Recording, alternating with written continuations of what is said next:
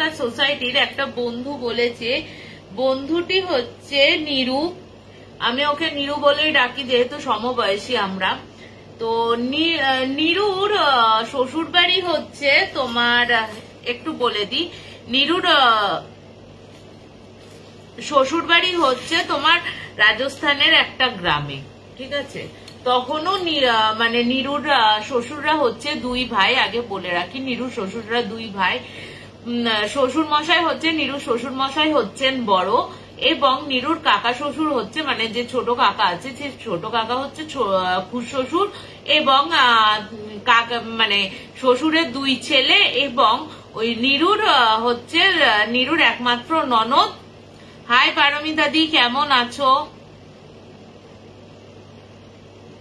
আমি তোমার অপেক্ষায় আছি গো পারমিতা দি।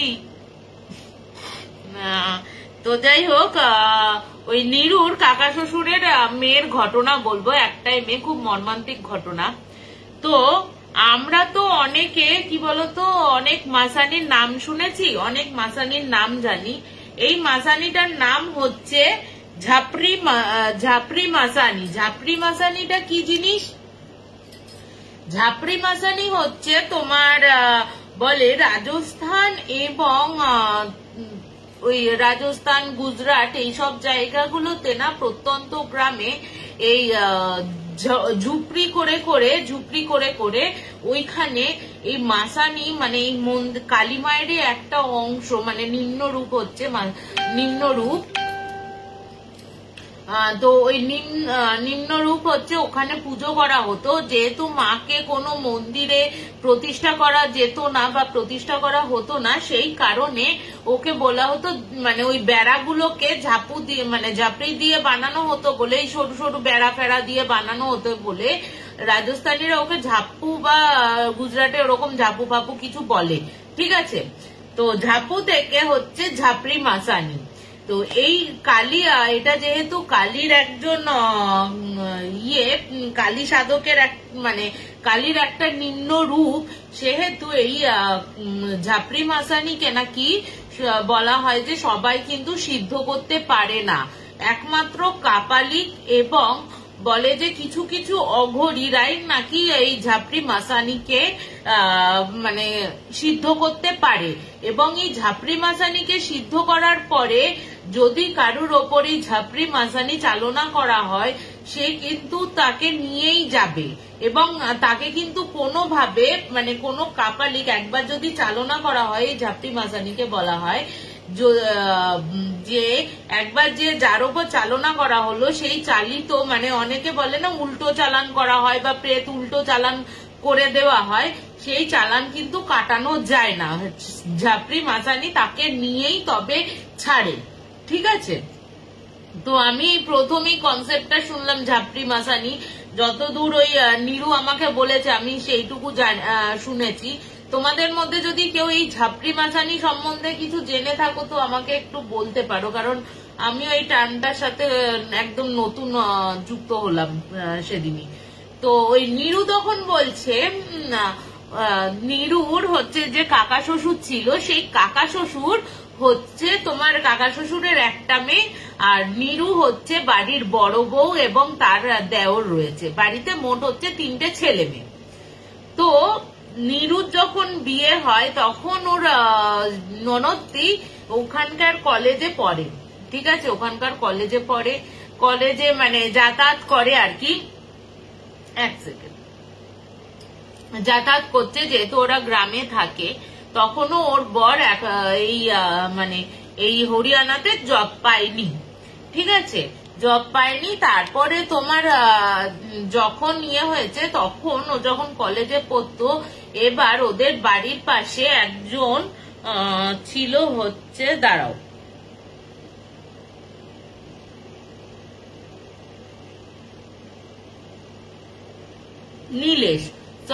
নীলেশ বলে একটা ছেলে ওদের পাশের বাড়িতে, একদম একদম পাশেই, তার বাড়ির পাশের জমিতেই তারা থাকতো। এবং যেহেতু এবার বলে রাখি নীরুর যে শ্বশুর বাড়ি রয়েছে, নীরুর যে শ্বশুর বাড়িটা রয়েছে রাজস্থানে, সেখানে না তোমার কি হয়, সেখানে মানে রাজস্থানে প্রচুর জমি জমার মালিক ও শ্বশুর, কাকা শ্বশুর মিলিয়ে, এবং যথেষ্ট সম্ভ্রান্ত তারা পরিবার, এবং তোমার গ্রামে খুব নামডাক রয়েছে, এবং তার কাকা শ্বশুর কিন্তু ওই গ্রাম পঞ্চায়েতের প্রধান ছিলেন। ঠিক আছে, এবার তার মেয়ে লুকিয়ে লুকিয়ে তোমার লুকিয়ে লুকিয়ে ওই নীলেশের সাথে প্রেম করছে। তো একদিন ও যখন কলেজ থেকে ফিরে আসলো, এবার ও দেখে কি, এবার বলে রাখি, নীরু যখন বলছে যে তুমি এই কথা, নীরু বলছে যে ওকে না আমি দেখছি। হ্যাঁ, শুভ সন্ধ্যা বাবাও জয়েন করেছো দেখছি। হাই পলাশ দা, কেমন আছো? তো তোমার ওই যে নীলেশের সাথে না একটু মানে ওরা যখন ছাদে যেত, তো নীরু বলছে আমার না হঠাৎ করে, আমিও ছাদে গেছি, গিয়ে দেখছি ওর সাথে কিছু ইশারায় কথাবার্তা বলছে, যে পুরো ভাবে যে কথাবার্তা বলছে তাও না, ইশারায় কথাবার্তা বলছে। তো আমি ওকে জিজ্ঞেস করলাম কি রে, তোদের মধ্যে কিছু চলছে নাকি? তো তখন বলছে না না, আমাদের মধ্যে কিছুই চলছে না, এমনি একটু কথা বলছিলাম নীলেশ ভাইয়ের সাথে। তো এই করতে করতে ওর কলেজটা যখন শেষ হয়েছে, মানে ওর ননদের নাম হচ্ছে পারু। তো পারুদির যখন কলেজ শেষ হয়েছে, যখন ওর সম্বন্ধ দেখা শুরু করেছে, ঠিক সেই মুহূর্তে নীলেশ আর পারু পালিয়ে যায়। ঠিক আছে, এবার গ্রাম পঞ্চায়েতের প্রধানের মেয়ে আর তার পাশের বাড়ির ছেলে দুজনেই উধাও হয়ে গেছে, এবং সঙ্গে সঙ্গে দুজনের নামে, এবং দুজনেই যে বাড়ির লোককে কিছু বলে গেছে তা না, কোথাও কোনো চিঠি পত্র, ফোন, এমনকি নিজেদের যে ফোনটা ছিল সেই ফোনটা পর্যন্ত রেখে দিয়ে গেছে।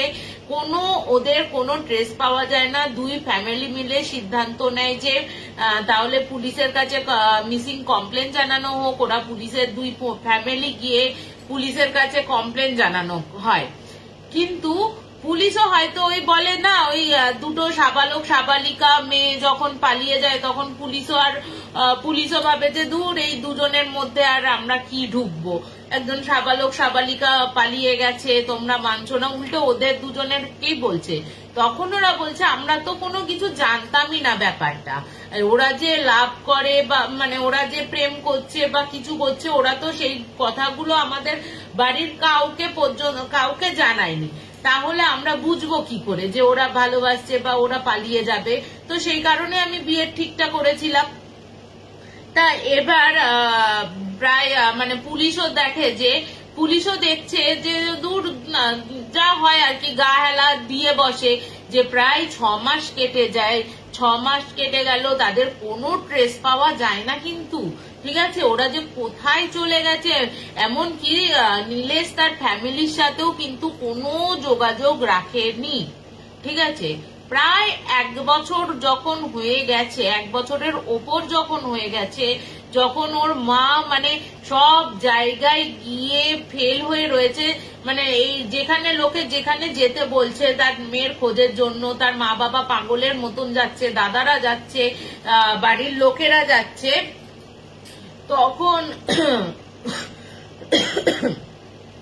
তখন ওদেরই গ্রামের একজন খবর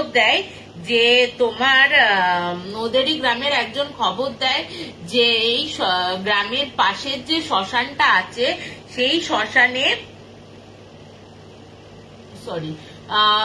শ্মশানে তোমার একজন কাপালিক এসছে, তোমরা যদি ওনার কাছে গেলে নাকি হারানোর সবকিছু জিনিস নাকি পাওয়া যায়। তো এই কথা শোনার পর তো প্রথমে কাকাকে বলে, কাকা তো প্রথমে এইসব কথা বিশ্বাস করতে চায় না, কারণ এ তো আর বেশি দিন আগেকার ঘটনা না, 2018 সালের ঘটনা বলছি আমি, 2018 সালের ঘটনা এটা। তোমার ওই কাকা তখন, ওর মা আর কাকা মিলে মানে বাড়ির কাউকে কিছু না জানিয়ে ওরা দুজন মিলে প্রথমে ওই ইয়ের কাছে যায়, ওই কাপালিকের কাছে যায়। গিয়ে যখন কাপালিক হয়তো সত্যি সিদ্ধ ছিল, ওই ঝাপড়ি মাসানি যে সিদ্ধটা করে, উনি সেই সিদ্ধটা ছিলেন, উনি ওনার কাছে গিয়ে ওনার সমস্ত কিছু মানে ওর মা বাবা বলে যে এরকম এরকম ব্যাপার, আমরা মেয়েদের কোনো খোঁজ পাচ্ছি না, ও যদি সত্যি কোথাও গিয়ে থাকে তাহলে তাহলে ও আমরা মেনে নেব, আমাদের কোনো প্রবলেম হবে না, ইত্যাদি ইত্যাদি এইসব বলতে থাকে। তো তখন কাপালি মা যখন কাঁদছে বলছে মারে, তখন ওই কাপালি কি বলছে যে মারে তোর কেঁদে আর কোনো লাভ নেই, তোরা বড় ভুল টাইমে চলে এসছিস, তোরা যদি আর একটু সময় একটু আগে যদি আসতিস আমার কাছে হয়তো আমি কিছু করলেও করতে পারতাম, কিন্তু তোদের মেয়ে এখন গভীর জঙ্গলে, বলে দিয়েছিল গুজরাটের জুনাগড়ে ওরা রয়েছে, গুজরাটের জুনাগড়ের কোনো এক জঙ্গলের মধ্যে তোর মেয়ে কিন্তু শায়িত রয়েছে মৃত অবস্থায়, তাকে কিন্তু মেরেছে। তো যে ছেলেটির সাথে সমস্ত ফ্যামিলির সম্পর্ক ছেদ করে গেছিল সেই নীলেশই তার প্রেমিকই হচ্ছে তোর মেয়ের হত্যাকারী। তো এইটা শুনে তো ওরা খুব ভেঙে পড়ে এবং মানে ওর মা তো অজ্ঞান হয়ে যায়, কোনো মতে ওকে জ্ঞান ফিরিয়ে সেদিন তো আর কিছু বলে না, বাড়িতে এসে সমস্ত কথা জানায় তার দাদাকে যে কি করা যাবে, এখন নীলেশ কোথায় রয়েছে। উনি কিন্তু বলে দিয়েছিলেন নীলেশ কিন্তু এখনো অব্দি জুনাগড়েই আছে, জুনাগড়েই রয়েছে, এইটুকু বলে দিয়েছিল যে তোমরা কিন্তু ট্রেস করতে পারো যে জুনাগড়েই রয়েছে, কিন্তু তোমরা পুলিশের কাছে গিয়ে কিভাবে প্রমাণ দেবে, কোন জঙ্গলে রয়েছে আমি সেটা এখনো বলতে পারছি না, আমার কিছুটা সময় লাগবে, তারপরে আমি তোমাদের বলতে পারবো। তা এরপর তো তোমার ওর বাবার বাড়িতে মানে নিরুরা মানে বলছে এত আদরের বোন ছিল আমাদের যে সবাই ভেঙে পড়েছে ওর বিয়েতে। তখন ওর বাবা আর কাকা ঠিক করে যে এমন কিছু ব্যবস্থা করতে হবে যাতে নীলেশ নিজে মুখে ও যে অপরাধী বা ও যে অপরাধটা করেছে, ও যে হত্যাকাণ্ডটা করেছে সেটা যেন স্বীকার করে, এই ব্যবস্থাটা করতে হবে। এবার তখন ওই কাপালিকের কাছে ওনারা আবার যান, ওনারা আবার গিয়ে তখন ওই কাপালিককে বলেন আপনি এমন কিছু উপায় বলে দিন বা এমন কিছু উপায় আপনারা করে দিন যেখানে আপনি দেখবেন যেখানে মানে নীলেশ নিজের মুখে এসে নিজে যে হত্যাটা করেছে আমার মেয়েকে, সেই হত্যাকাণ্ডটা যাতে পুলিশের সামনে কনফেস করে সেই ব্যবস্থাটা আপনারা করে দিন। এবার তুমি উনি তো শোনার পর তো উনি বললেন ঠিক আছে আমি সেই ব্যবস্থা করে দিতে পারি, আমি ওর ওপর ঝাপড়ি মাসানি চালনা করব। তা ওরা নিজেরাও জানে না যে ঝাপড়ি মাসানি কি, তো উনি অতটা ইয়ে করেননি। তো ওনাকে যখন বলা হয়েছে ঝাপড়ি মাসানি আমি চালনা করব ওর ওপর, তখন উনি কিন্তু বলেন যে একটা রিস্ক থেকে যায়, একে কিন্তু বাঁচানো সম্ভব না, আমি যদি এই ঝাপড়ি মাসানিটা চালনা করি তাহলে একে কিন্তু বাঁচানো সম্ভব নয়। ও তখন বলে তখন ওর বাবা তখন বলছে যে আমার মেয়েকে মেরে ফেলেছে, যে আমার মেয়ের হত্যাকারী, তার তো বেঁচে থাকার কোনো অধিকার নেই, আইন কবে কোথায় গিয়ে কি করবে না করবে, আইনের পথ ওরা নিজেরাও পয়সাওয়ালা, ওরা নিজেরাও সব ইয়েতে, ওরা তখন কোথায় গিয়ে আইনকে কিভাবে কি করবে না করবে সেটা করার থেকে আমি চাই আমার মেয়ের সাথে ও যেন জ্বলে পুড়ে শেষ হয়ে যাক, আপনি যা ব্যবস্থা করার করুন। তা এরপরে এই ঘটনাটা তো হয়ে গেল এই ফেজটা। এবার হঠাৎ করে এই ঝাপড়ি মাসানি চালনা করার প্রায় 4 দিনের মাথায় নীলেশ কোথা থেকে একদম উস্কো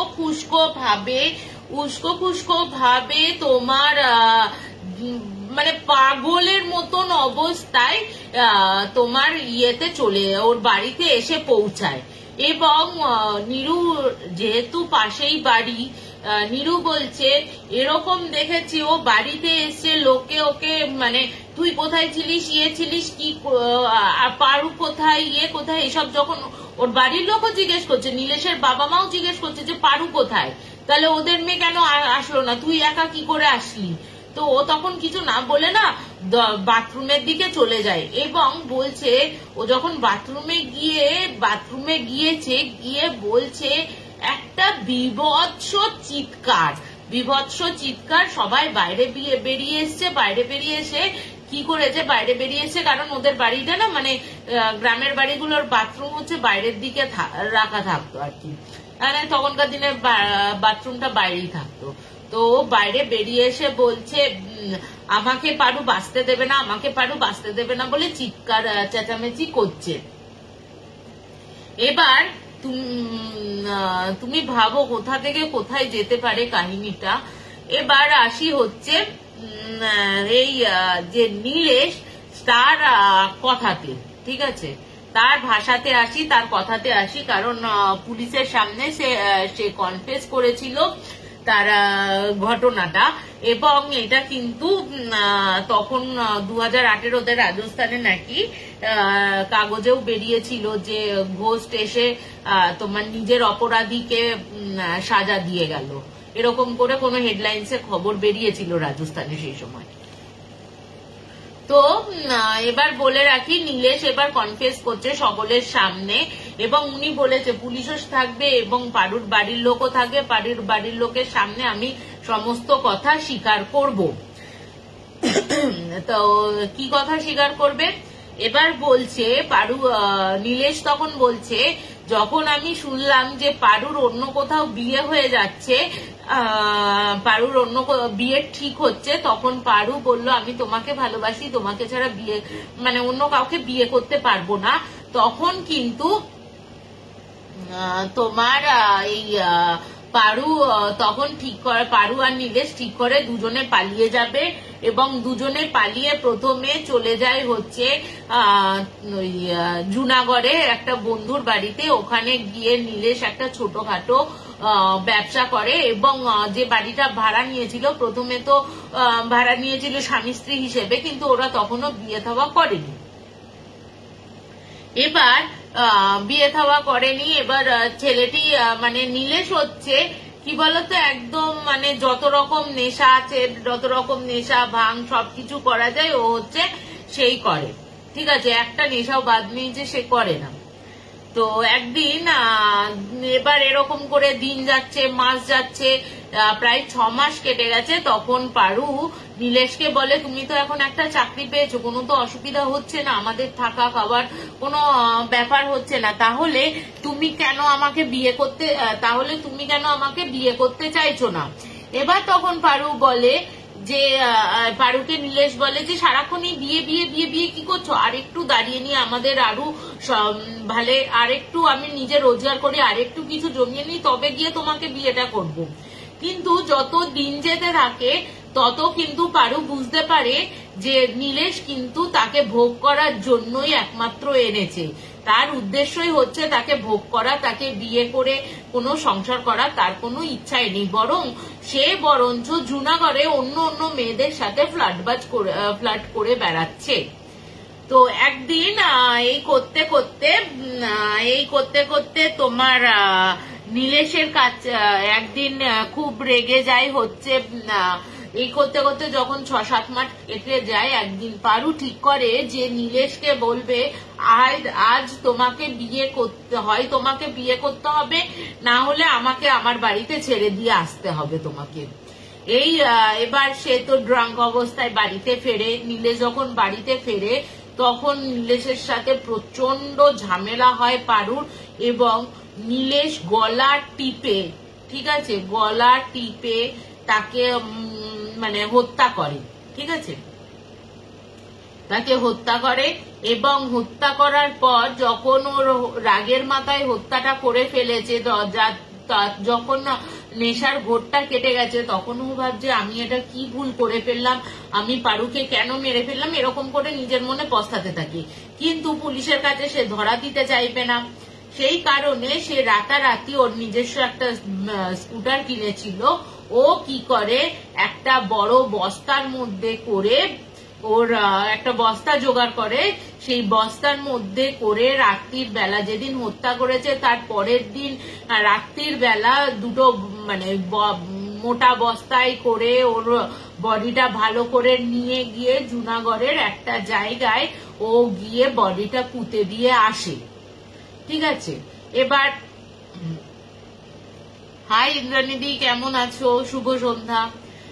তো এবার বলে রাখি, যখন নীলেশ ওই সমস্ত কিছু বেশ অনেকটা জঙ্গলে গিয়ে পুঁতে এসেছিল, যাতে কেউ মানে খুব একটা লোকজনের যাওয়া আসা নেই এরকম জায়গায় গিয়ে সে বডিটা পুঁতে দিয়ে এসেছিল। এরপর রীতিমতো তো ও ব্যাক করে, রীতিমতো বাড়িতে ব্যাক করে, এবং বাড়িতে ব্যাক করার পর যখন বাড়িওয়ালারা দেখছে যে নিয়ে পারু তো নেই, কারণ পারু অল্প কয়েক মাসের মধ্যেই না ওদের মন জয় করে ফেলেছিল, খুব কথাবার্তা বলতো, ইয়ে করতো। তো যখন দেখছে যে পারু নেই, পারুর কোনো সারা শব্দ পাওয়া যাচ্ছে না, তখন কিন্তু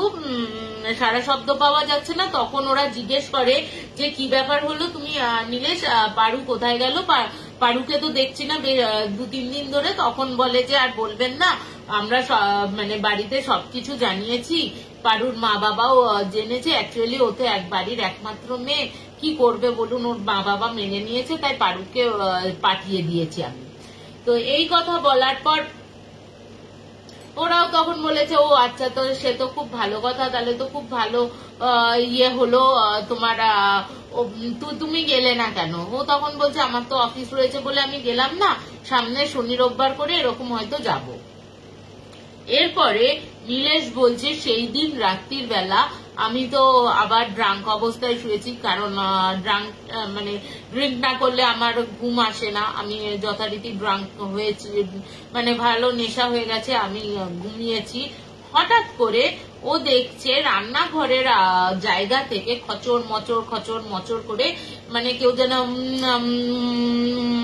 করে চিবিয়ে খায় না, সেই মাংস চেবানো বা কাঁকড়া চেবানোর মতন ওরকম চিবিয়ে খাচ্ছে। ঠিক আছে, এবার ও প্রথমে পাত্তা দেয়নি, প্রথমে ভেবেছে হয়তো বেড়াল ঢুকেছে ওই ইয়েতে। তা বেড়াল ঢুকলে অনেক সময় ওরকম আওয়াজ ফাওয়াজ করে খায়, ও পাত্তা দেয়নি, কিন্তু দেখছে যে সেই খচর মচর ওরকম আওয়াজটা হয়েই যাচ্ছে। এবার ও তখন বিরক্ত হয়ে রান্নাঘরে যায়। ঠিক আছে, রান্নাঘরে গিয়ে ও তখন দেখছে যে পারুকে যে অবস্থায় মেরেছিল ঠিক সেই রকম ঘাড় বেঁকানো অবস্থা, গলা টিপে দিয়েছিল তো ঘাড়টা বেঁকে, ও সামনের দিকটা চুলটা রয়েছে, আর ও পরেছিল একটা হলুদ লাল রঙের কুর্তি আর প্যান্ট। ঠিক আছে, ওই কুর্তি প্যান্ট পরা ওই মানে পারো পুরো ওই বেসিনের যে সামনের যে স্ল্যাবটা আছে ওই স্ল্যাবের ওপর বসে ওরকম এটোর মধ্যে খচর মচর করে খাচ্ছে। এবার ও তখন বলছে, নীলেশ বলছে, আমি ভাবছি যে কিরে আমি কি ভুল দেখছি না কি করছি। এবার ও তখন নেশার করে বলছে, এই তুই কে রে, তুই কে, এখানে এসছিস, এখানে কি করছিস তুই? এবার বলছে আমি যখন দেখলাম মানে সবাই মানে মিডিয়া ফিডিয়াও নাকি ছিল সবাই সামনে, তখন ও তখন বলছে যে আমি যখন দেখলাম ও দেখছি যে ও আর মানে মুখটা ঘুরিয়েছে, মুখটা পুরো ফ্যাকাশে হয়ে গেছে একদম, মানে কোনো মানে চোখ মুখগুলো পুরো সাদা ফ্যাকাশে, আর তার সাথে এরকম মুখ সারা মুখে না ওরকম সাদা মানে হয়ে রয়েছে, তো রক্ত মানে যা হয়েছে আর কি মাটিতে পোদা অবস্থায় বা মরে গেলে যেরকম হয় সাদা আর সারা মুখে রক্ত। আর ও দেখছে ওরই মুন্ডুটা ধরে ওর মানে ওই পারু মচন করে এরকম করে চিবিয়ে খাচ্ছে। ওই দেখে তো ও তখন কি করে, ও তখন যে কি করবে বুঝতে না পেরে ও চিৎকার শুরু করে দেয়, চিৎকার শুরু করে, এবং চিৎকার করতে বাইরে বেরিয়ে আসে। এবার অত রাতে নিস্তব্ধতায় ওর চিৎকার শুনে ওর চিৎকার শুনে তোমার করে কি হচ্ছে, আশেপাশের লোকজন বাড়িওয়ালা সব বেরিয়ে আসে এবং তারা বলে যে কি হয়েছে, তুমি এত রাতে চিৎকার করছো কেন? ও তখন না বলছে আমি এরকম দেখছি। ঠিক আছে, দেখেছি। তো ও তখন বলছে এরকম আবার হয় নাকি, সারাক্ষণ মদ খেয়ে থাকবে, নেশা করছো, ইয়ার কি মারছো, যাও। বলছে না আপনারা প্লিজ ভেতরে গিয়ে দেখুন এরকম এরকম অবস্থা। ও তখন বলছে, ওরা তখন বলছে ঠিক আছে ওর কথা শুনে চলো তো ভেতরে গিয়ে দেখি। এবং ভেতরে গিয়ে দেখছে যে অলরেডি কিচ্ছু নেই, যেমন সাফ সুতরো, মানে খাবার যে কটা বাসন ছিল সেই কটাই বাসন পড়ে রয়েছে, কোনো কিচ্ছু নেই।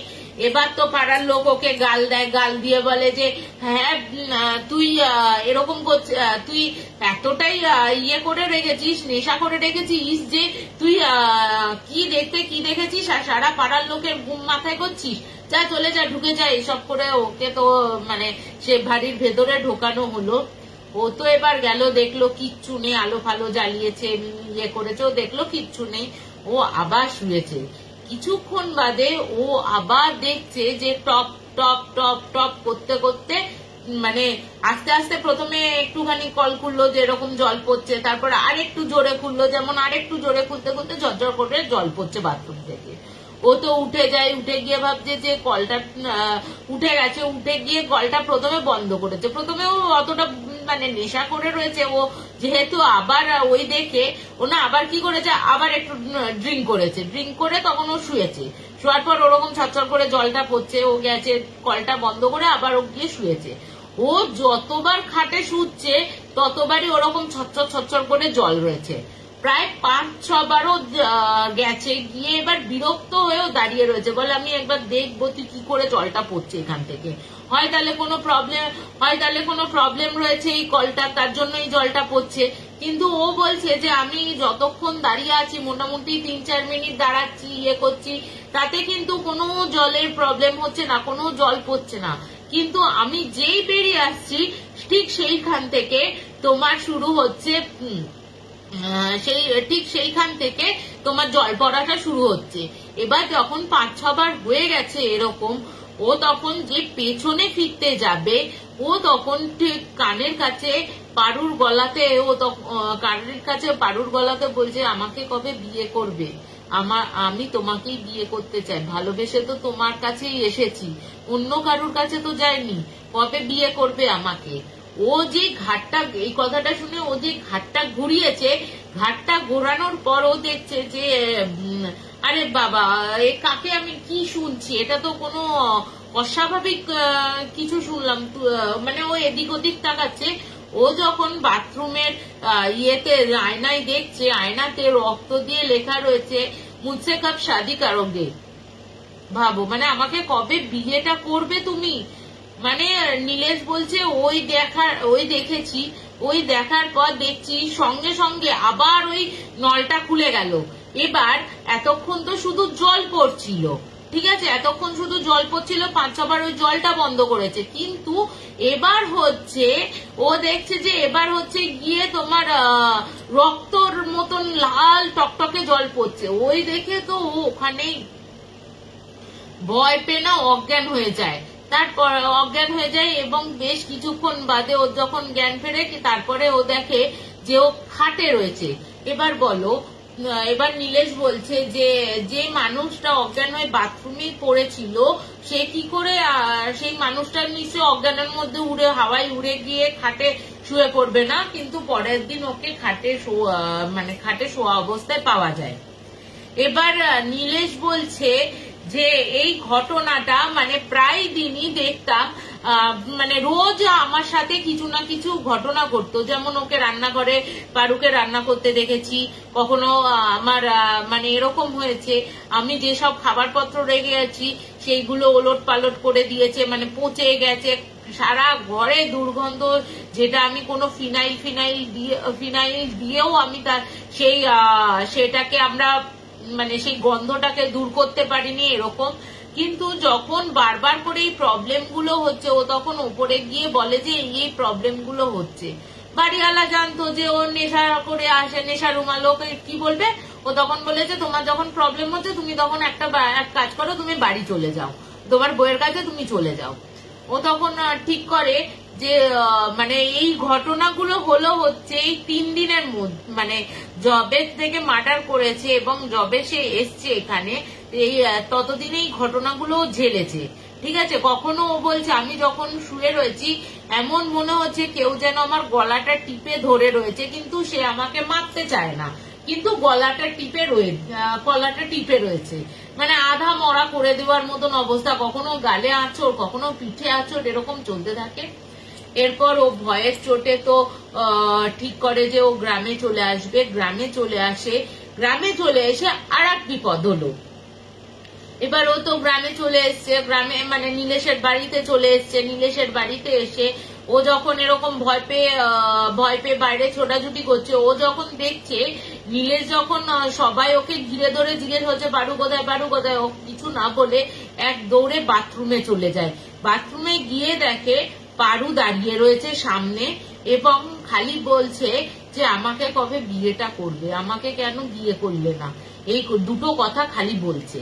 ও ওই দেখে আবার বাথরুম থেকে বেরিয়ে এসে সব কথা কিন্তু সবাই সামনে তখনও প্রকাশ করে না, ঠিক আছে।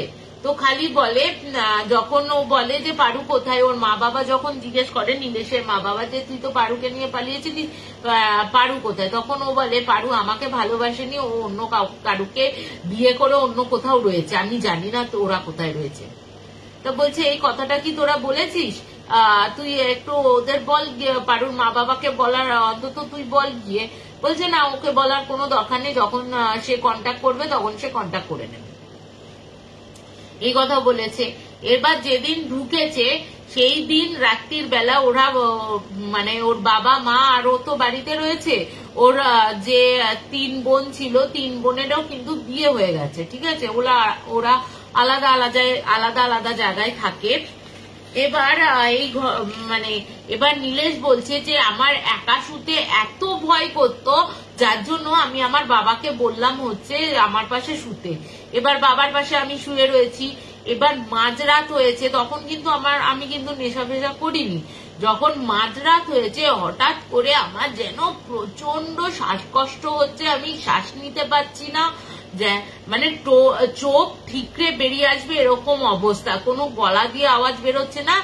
আমি কোনো মতে এক ঝটকা মেরে উঠে বসে আমি দেখি একটা মানে তখনও ও কিন্তু পারু না, ও এতদিন তো পারু দেখছিল, কিন্তু ও দেখে ওর বাবার বুকের ওপর বসে ওর বাবার গলা টিপছে এবং ওর বাবা নিশ্চিন্তে ঘুমাচ্ছে, ঠিক আছে।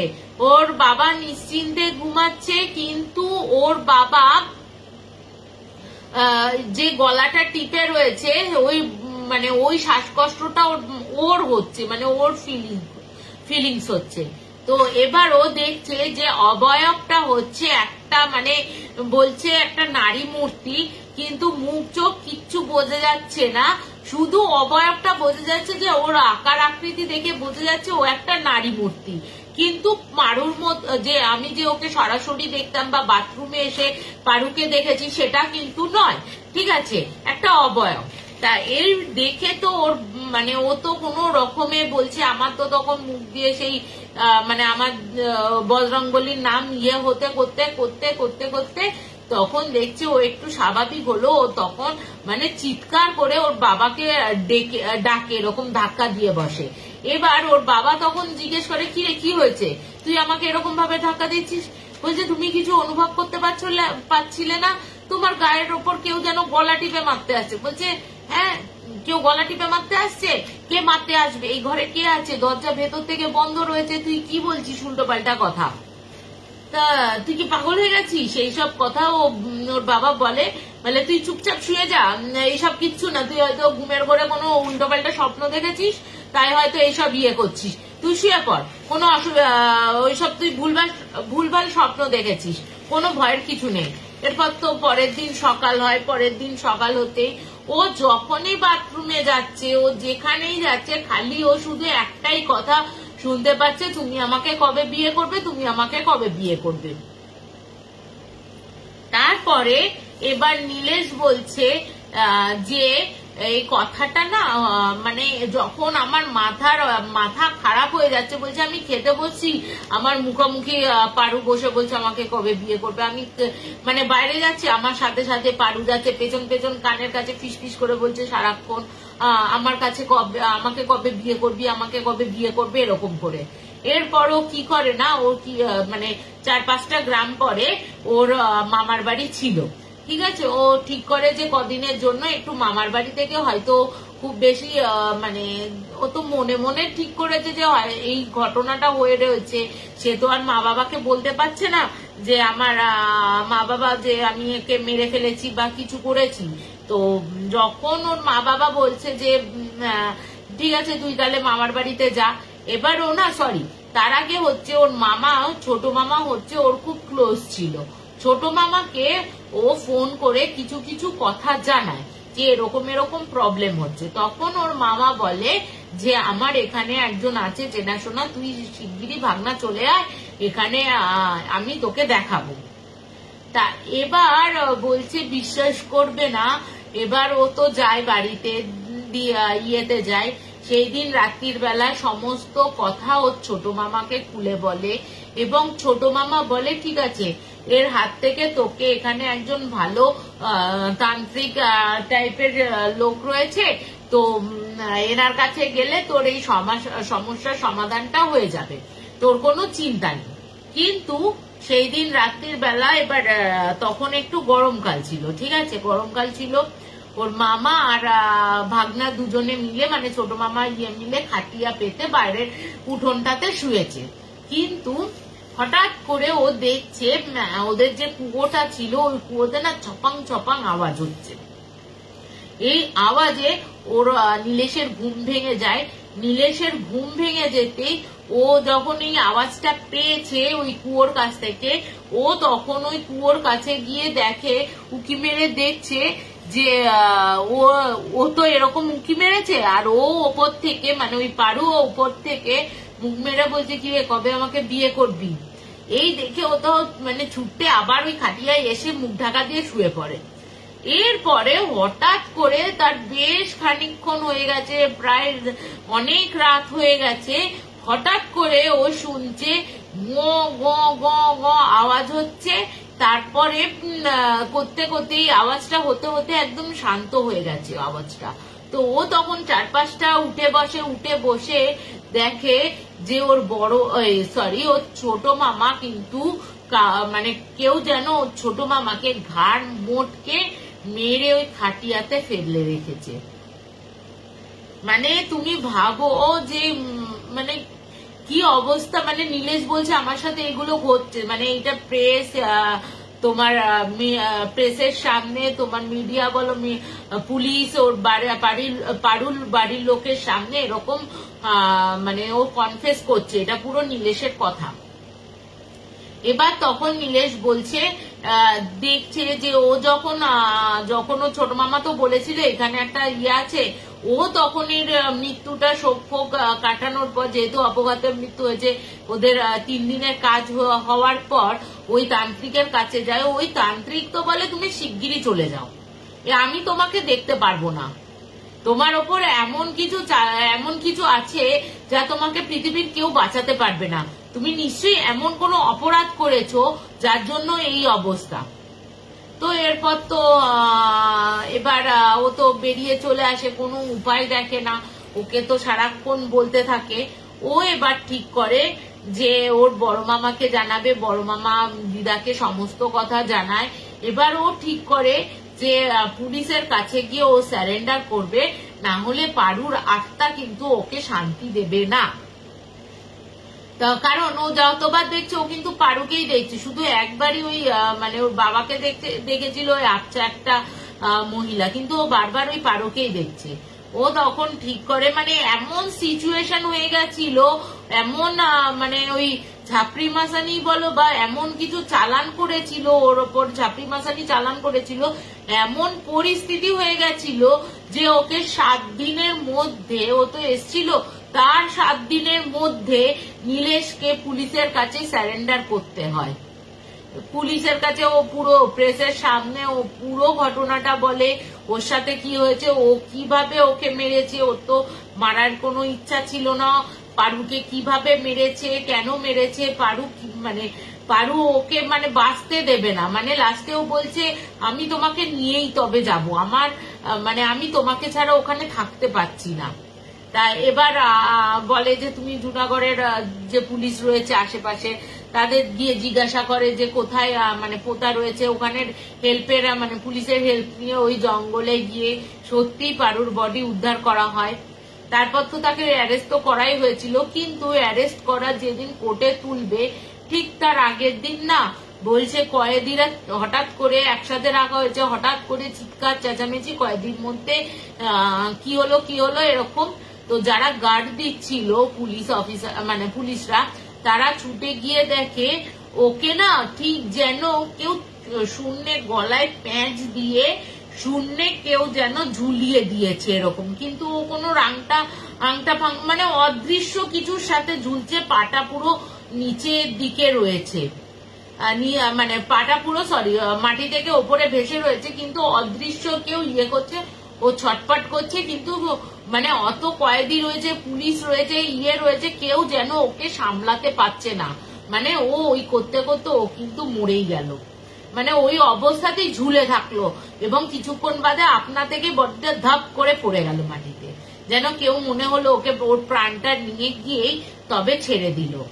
ঠিক আছে, তো এরপরে তো মানে কাপালিকের কাছে ওর মা বাবা যায়, মা বাবা গিয়ে তো খুব মানে যাই হোক মেয়ের একটা করে যে মেয়ের আত্মার শান্তি কামনার জন্য একটা যাগযজ্ঞ ওরা ওই কাপালিকের কাছে করায় এবং বলে যে মানে ওকেও যে করেছে তার জন্য তারাও যে খুব হ্যাপি হয়েছে সে কৃতজ্ঞতাটা জানায়। কিন্তু এই একটা আমার খারাপ লেগেছিল, হয়তো অপরাধ করেছিল ঠিকই, কিন্তু তাকেও কিন্তু এইভাবে পুলিশের আইনের সাহায্য তারা নিতেই পারত, নিয়েও ছিল, সারেন্ডার করেছিল, কিন্তু এই চালনা করার পর ওই বলে না ঝাপড়ি মাসানি, এটা আমি শুনেছি, মানে নীরুর কাছেই যা শুনেছি, আমি কিন্তু খুব একটা জানি না এই ঝাপড়ি মাসানি সম্বন্ধে। বলা যে ঝাপড়ি মাসানি ওই বলেছিল যে ঝাপড়ি মাসানি চালান করলে কিন্তু ওকে ফেরানো যাবে না, ও ঝাপড়ি মাসানি তখনই ফেরত আসবে আমার কাছে, মানে ওটা নাকি ঝাপড়ি মাসানি নাকি ওই কাপালিকের সিদ্ধ ছিল আর কি, তখনই ফিরে আসবে যখন ওই নীলেশের প্রাণটা নেবে। তা এই হচ্ছে আমার একটা বেশ মানে অদ্ভুততর ঘটনা। কেমন লাগলো জানিও, আজ একটাই ঘটনা বললাম, আর যে দুটো ঘটনা আছে অবশ্যই খুব বড় বড় ঘটনা, আজকে আমি বলবো না। তো কেমন লাগলো এই ঘটনাটা, মানে হেডলাইন্সে নাকি বেরিয়েছিল যে প্রেমিকার আত্মা এসে প্রেমিককে সারেন্ডার করিয়েছে বা প্রেমিককে নিয়ে চলে গেছে, এরকম একটা হেডলাইন্স বেরিয়েছিল সেই সময় রাজস্থানের কাগজে, রাজস্থান ইয়েতে দেখিয়েছিল। তো কেমন লাগলো বলো একটু আমাকে। তো আজকে আমি এখানেই শেষ করছি, যেহেতু 10টা বেজে গেছে, একটু বেরিয়েও ছিলাম, বড্ড বেশি টায়ার্ডও হয়ে রয়েছি। তো আজকে আমি এখানেই শেষ করি। শুভরাত্রি, তোমরা খুব ভালো থাকো, আরো আমাদের সাথে নতুন ভাবে জয়েন করো, আমরা হয়তো আরো তোমাদের ভালো ভালো উপহার দেব, গল্পগুলো ঘটনাগুলো, গল্প বলবো না। তবে এইগুলো কি বলতো, অনেকে মানতে চায়, অনেকে মানতে চায় না এই জিনিসগুলো। আমি বলবো যারা মানতে চাও না বা যারা মানো না, তারা বলবো অ্যাকচুয়ালি গল্প হিসেবেই ধরো, মানে তাদের অত মাথা লাগানোর দরকার নেই, জাস্ট গল্প হিসেবেই ধরো। আর যারা জানো তো, যাদের জীবনে ঘটেছে, আমার নিজের জীবনেও ঘটেছে এইসব চালান ফালান, অন্তত আমি জানি কি হয়, তার জন্য বলছি হয়তো মানে এগুলো হয়, কাজ হয় না তা নয়, মানে এখনো অব্দি 2018 সালে যদি এই ঘটনাটা ঘটে, মানে তাহলে ভাবো এখনো কিছু মানে তান্ত্রিক কাপালিক এখনো এই পৃথিবীতে রয়েছে। ঠিক আছে, তো আজকে এখানেই শেষ করছি। শুভরাত্রি, খুব ভালো থেকো তোমরা, গুড নাইট, নমস্কার। Please subscribe to our channel Hana Tales. Comment, share, like and don't forget to hit the notification bell for more videos.